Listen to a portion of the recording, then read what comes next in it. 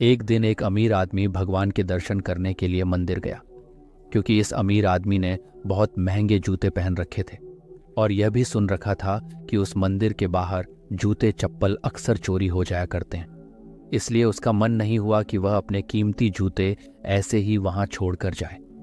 जूते पहनकर वह मंदिर में नहीं जा सकता था और उन्हें बाहर छोड़कर जाने में उसे संकोच हो रहा था। इसलिए वह बड़ी दुविधा में पड़ गया। थोड़ी देर सोचने के बाद उसने मंदिर के पास बैठे एक भिखारी से बात की और उसे अपने जूते थोड़ी देर के लिए संभालने के लिए दे दिए। भिखारी भी इसके लिए राजी हो गया। पूजा में बैठे बैठे अमीर आदमी के मन में ख्याल आया, हे भगवान, आपने कैसी विषम दुनिया बनाई है। मेरे जैसे कई लोगों को आपने पैरों तक के लिए कीमती जूते पहनने लायक बनाया है, लेकिन उस बेचारे भिखारी जैसे अनगिनत लोगों को रोटी के लिए भी भीख मांगनी पड़ती है। आदमी मन ही मन भगवान से फरियाद करने लगा, आपने सभी लोगों को एक समान क्यों नहीं बनाया, सभी को एक जैसी सुविधा क्यों नहीं दी। फिर उसने सोचा कि वापस जाते समय वह उस भिखारी को 100 रुपये देगा। पूजा खत्म होने के बाद जब अमीर आदमी बाहर आया तो ना उसे अपने जूते दिखे और ना ही भिखारी।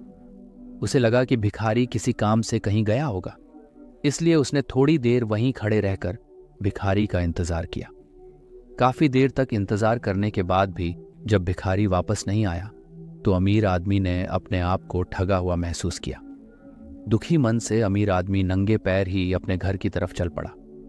रास्ते में उसने देखा कि एक फुटपाथ पर जूते चप्पल बेचने वाला बैठा है। आदमी एक जोड़ी चप्पल खरीदने के लिए उसके पास पहुंचा। वहां पहुंचते ही उसकी नजर अपने जैसे ही जूतों पर पड़ी। अमीर आदमी ने पहचान लिया कि वे उसी के जूते थे।